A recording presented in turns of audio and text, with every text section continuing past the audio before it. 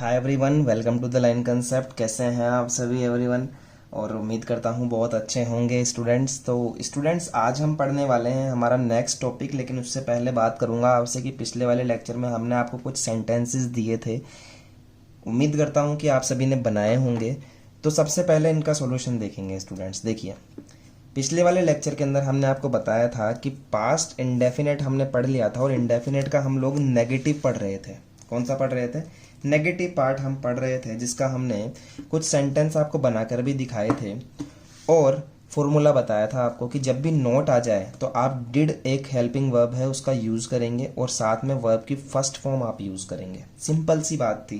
तो यहाँ देखिए किस तरह से आप यूज़ करेंगे। वे मतलब कि दे, समझ रहे हैं? दे, डिड, फिर नॉट, दे डिड नॉट। भगाना को बोलते हैं डिस्पेल और सेकंड फॉर्म होती है डिस्पेल्ड, लेकिन सेकंड फॉर्म नहीं लगाएंगे स्टूडेंट, फर्स्ट फॉर्म लगाएंगे। This is called dispel. Dispel, they did not dispel us from school. From school, समझ में आई बात? मैं उनके साथ कपड़े नहीं सुखाता था। ठीक है भैया, मत सुखाओ तो। आई, ठीक है, आई के साथ में क्या लगेगा? क्योंकि यहां पर नोट आ गया इसलिए आई डिड। डिड के जस्ट बाद में नोट, आई डिड नॉट। सुखाना को बोलते हैं ड्राई, फर्स्ट फॉर्म ही लगेगा। डिड के साथ में हमेशा फर्स्ट फॉर्म। ओके, दिमाग में बिठाइए। I did not dry clothes with them. With them, समझ में आया एवरीवन? इस तरह से this is not I, it is E, them. Okay, देखिए बात। वे कठिन परिश्रम करके पैसा कमाते हैं या कमाते थे। ठीक है, दे सबसे पहले आएगा, दे, THEY, दे। दे डिड, पैसा नहीं कमाते थे। नहीं का कर रहे हैं ना हम सेंटेंस, नहीं कमाते थे। तो दे डिड, ठीक है, दे डिड नॉट, कमाना को बोलते हैं earn. They did not earn money.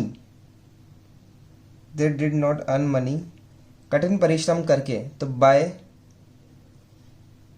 कठिन परिश्रम करके वो बोलेंगे बाय डूइंग हार्ड वर्किंग, या फिर बाय हार्ड वर्किंग लिख सकते हो डायरेक्टली, बाय हार्ड वर्किंग। इस तरह से स्टूडेंट्स आप इसका सेंटेंस करोगे। नेक्स्ट देखते हैं, जो आपको दिए थे मैंने करने के लिए, आपने दिमाग लगाया हो तो आप सोच रहे होंगे कि सर ने हमको गलत दे दिए सेंटेंस, इनके बीच में तो नहीं दिया ही नहीं है। तो भैया ये मेरा थोड़ा सा ट्रिक था आपको टेस्ट करने का। ये मैंने आपको सिंपल दे दिए, पास्ट इंडेफिनेट के अफर्मेटिव दे दिए, बाकी के 1 2 3 4। अब सारे सेम थोड़ी ना दूंगा। तो देखिए, रमेश ने सुरेश के घर को नष्ट कर दिया। कौन नष्ट कर रहा है? रमेश कर रहा है। तो लिखिए रमेश। नष्ट करना को क्या बोलते हैं? डिस्ट्रॉय। आप देखिए कौन सा सेंटेंस है, पास्ट इंडेफिनेट का अफर्मेटिव है, और पास्ट इंडेफिनेट के अफर्मेटिव के अंदर किसी तरह की हेल्पिंग वर्ब नहीं होती है, ये बात मैं बता चुका हूं। तो रमेश डायरेक्टली आएगा यहां पर वर्ब। नष्ट करना को बोलते हैं डिस्ट्रॉय, और इसकी सेकंड फॉर्म होती है डिस्ट्रॉयड। सेकंड फॉर्म आएगी destroyed. Ramesh destroyed the house of Suresh. आया समझ में मेरी बात? यहां देखिए, उन्होंने हमें फोन ऑफ करने का परामर्श दिया था। सिंपल सेंटेंस है बिल्कुल। इसका मतलब उन्होंने को बोलेंगे स्टूडेंट्स दे। दे बोल सकते हो, यहां पर वे होता तभी तो दे बोलते।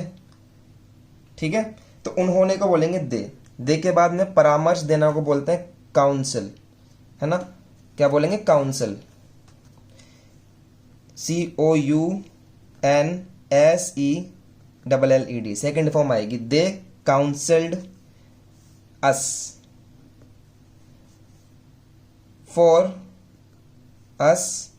For switch off the phone.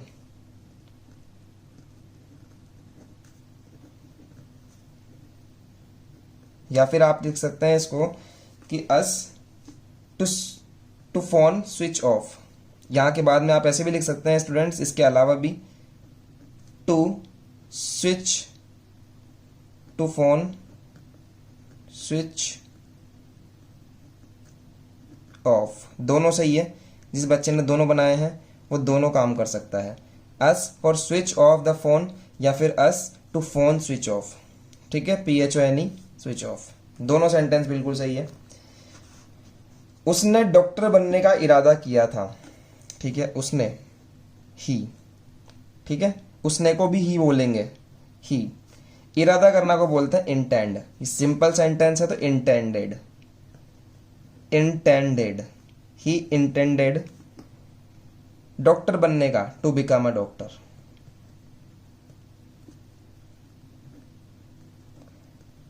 एक बात बताऊं, टू के आगे, टू के जस्ट आगे ओनली फर्स्ट फॉर्म ही आती है। ठीक है, ये बात दिमाग में बिठा लेना। टू के बाद में मैंने बिकम लिखा है, कई लोग बिकमिंग लिख देंगे, यहाँ पर बिकमिंग नहीं आएगा, ना बिकेम आएगा, कुछ नहीं आएगा, सिर्फ बिकम आएगा। टू के बाद में जस्ट फर्स्ट फॉर्म ही आती है हमेशा। नेक्स्ट बात सीखते हैं, आइए। वह रास्ते के बीच में अपने पैसे खो दी थी, तो शी लॉस्ट। ठीक है, तो स्टूडेंट्स लॉस्ट का मतलब क्या होता है वो समझिए पहले तो, कि लॉस्ट जो मैंने लिख रखा है this is the second form. आपको डायरेक्टली मैंने सेकंड फॉर्म बताई थी, कुछ बच्चे पहचान गए हैं तो अच्छी बात है। फॉर्म होती है लॉस, लॉस्ट, लॉस्ट। ठीक है, तो यहां पर लॉस्ट मैंने दिया हुआ है, तो ये क्या आएगा, शी लॉस्ट अपने पैसे, तो she lost her money, her money, MONEY, she lost her money in between the way, in between the way.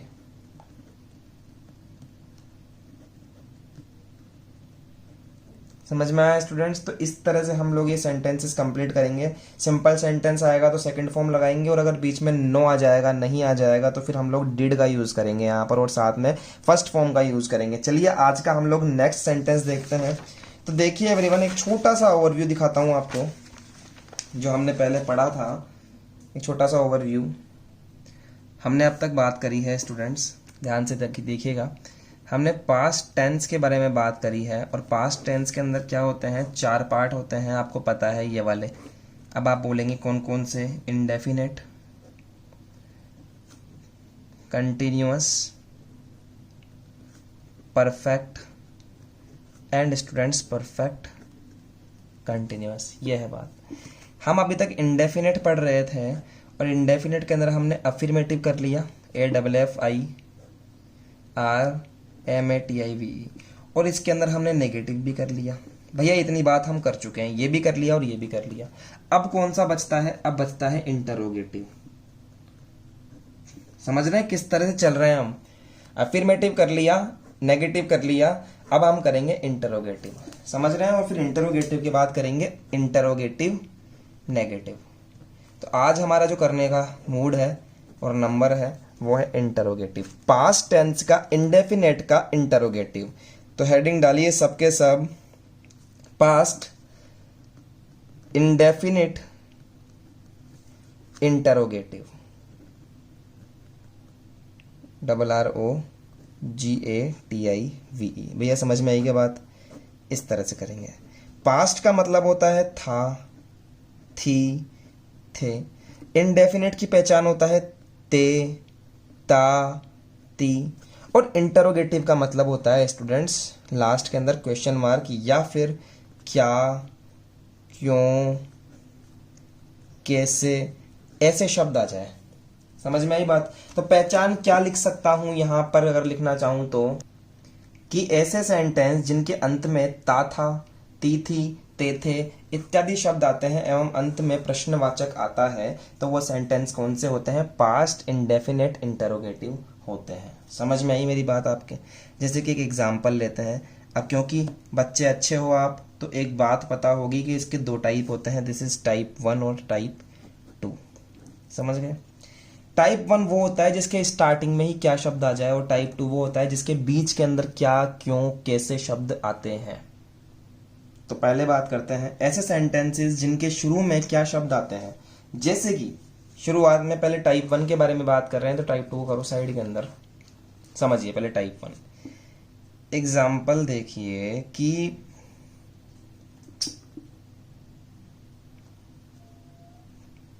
क्या वे तुम्हारे घर पढ़ाते थे। ठीक है, तो एक बात ध्यान रखिए स्टूडेंट्स, आपको क्या बताया था कि पास्ट टेंस के इंडेफिनिट के अंदर अफर्मेटिव के पास तो कोई हेल्पिंग वर्ब नहीं होती, लेकिन इन तीनों के पास में एक हेल्पिंग वर्ब होती है जिसका नाम है डिड, और साथ में यूज करते हैं फर्स्ट फॉर्म। ये बात मैं बता रखा हूं आपको। और अफर्मेटिव में कोई हेल्पिंग वर्ब नहीं होती, लेकिन यहां पर यूज होती है सेकंड फॉर्म। क्या यूज होती है? वर्ब की सेकंड फॉर्म। तो अफर्मेटिव हमने कर लिया, नेगेटिव हमने कर लिया, अब हम कर रहे हैं इंटरोगेटिव। तो बताओ हेल्पिंग वर्ब क्या होगी? डिड होगी, और इसके साथ में वर्ब की फर्स्ट फॉर्म लगेगी। तो चलिए देखते हैं स्टूडेंट्स इसकी हेल्पिंग वर्ब, इसका फॉर्मूला देखते हैं। सबसे पहले क्या से स्टार्ट होगा? तो हम डिड से स्टार्ट करेंगे। डिड के बाद में सब्जेक्ट, उसके बाद में फर्स्ट फॉर्म,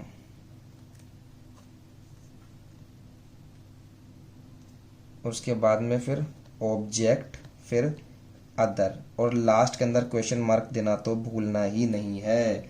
चलिए बनाते हैं इस वाले सेंटेंस को। क्या वे तुम्हारे घर पढ़ाते थे? तो कुछ बिना सोचे समझे डिड लगा दो। सिंगुलर और प्लूरल के लिए डिड आता है। डिड, वे मतलब कि दे, डिड दे। वर्ब की फर्स्ट फॉर्म मतलब कि पढ़ाने को बोलते हैं teach, TEACH। Did they teach your house, तुम्हारे घर को बोलेंगे your house.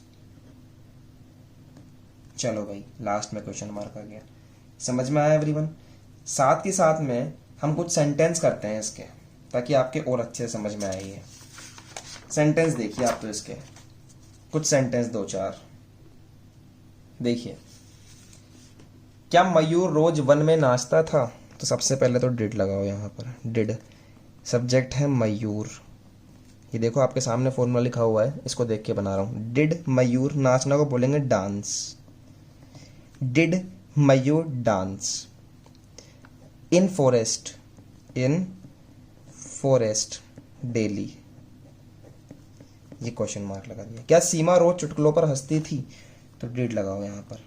Did Seema, did सीमा, हंसना को बोलते हैं students laugh, LAUGH, laugh. Okay, did Seema laugh on jokes, laughs on jokes daily, DAILY। ठीक है। क्या राजा हमेशा दूसरों की मदद करते थे? तो करते थे। ठीक है, करते थे का मतलब है या तो आप इसको सिंगुलर भी मान सकते हो, प्लूरल भी मान सकते हो, कोई फर्क नहीं पड़ता। वैसे भी हमें डिड ही लिखना है। ठीक है, डिड, राजा मतलब कि किंग। डिड किंग, मदद करना को बोलते हैं students help. Did king help of others, दूसरों को बोलते हैं others. Help of others daily या फिर ऑलवेज। समझ में आई क्या मेरी बात?